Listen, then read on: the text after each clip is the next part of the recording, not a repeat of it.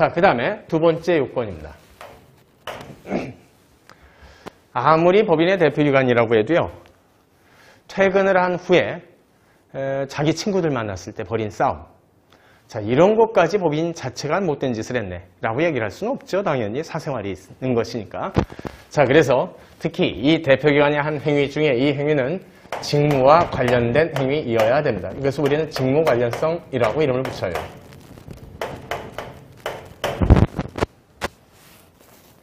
자, 그런데 이때 이것이 직무와 관련된 행위인지 아닌지를 구체적으로 판단하기는 사실상 어렵습니다.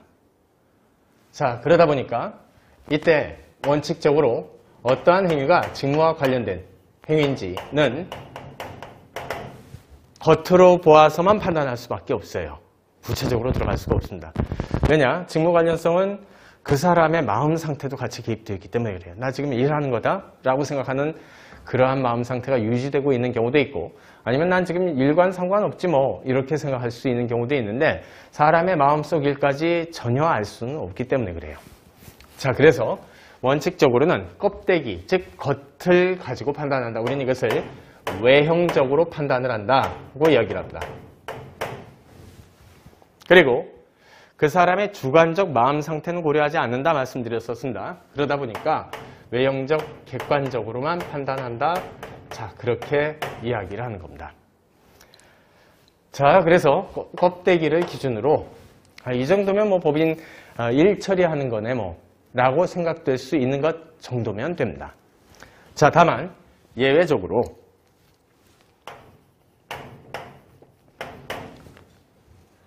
아무리 겉껍데기로는 직무 관련성이 인정되는 것처럼 보여도 이미 지금 현재 문제가 된 그 대표기관의 상대방 당사자 행위가, 당사자가 아까 우리가 이제 컴퓨터 구입하는 행위도 마찬가지예요. 자, 법인 명의로 구입은 하시는데 이거 자기 자식 주려고 하는구나 라는 구체적 사정을 이미 알았거나 혹은 몰랐다라고 해도요, 모르는데 중대한 과실이 있으면 그때는 직무 관련성이 부정이 됩니다. 자, 이것을 좀 잊지 마셔야 됩니다. 그냥 과실이 아니라 중대한 과실 부분입니다. 자, 그래서 어떠한 행위가 직무 관련된 행위인지 아닌지는 이와 같이 판단을 한다. 자, 원칙, 외형적, 객관적.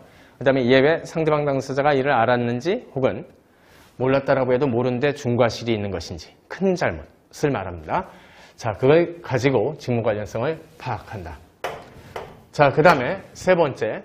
자, 법인 자체가 못된 짓 했네. 불법 행위를 저질렀네. 그러니까 나에게 손해가 발생했던 거 이거 빨리 배상하라 라고 청구를 하기 위해서는 말 그대로 청구권자한테 손해가 발생했어야죠. 이건 뭐 따로 설명드릴 게 없는 그런 영역이고요.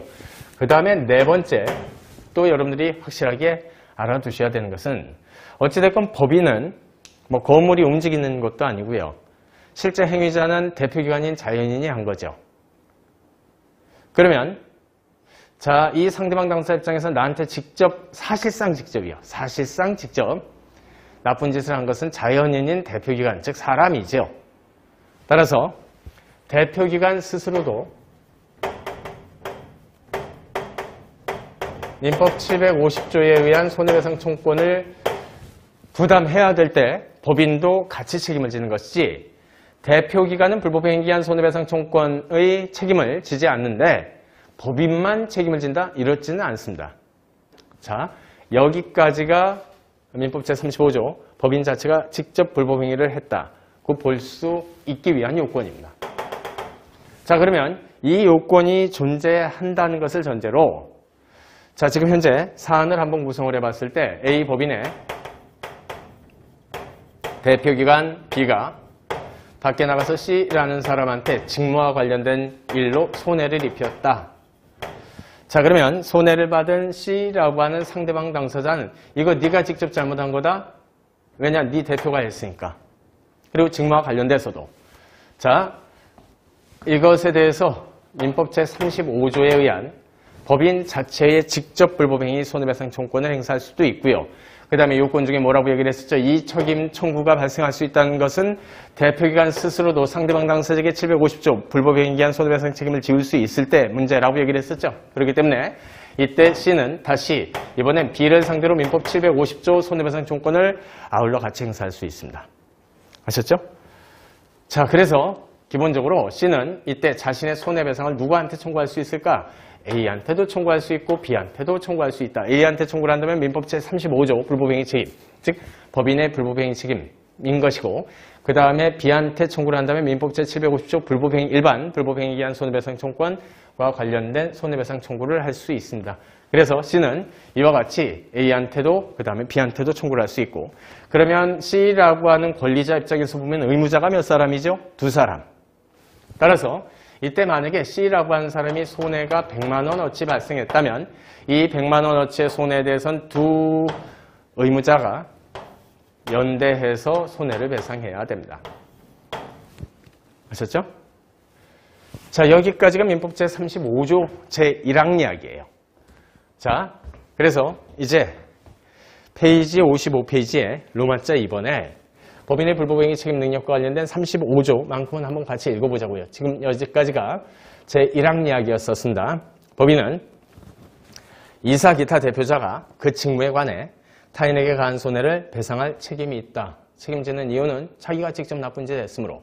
그리고 이 경우 이사 기타 대표자는 이로 인해 자기의 손해배상 책임을 면하는 게 아니다. 법인이 책임지니까 나는 손해배상 책임 안 지겠지. 그게 아니라 자기도 같이 책임진다라고 얘기를 했었죠.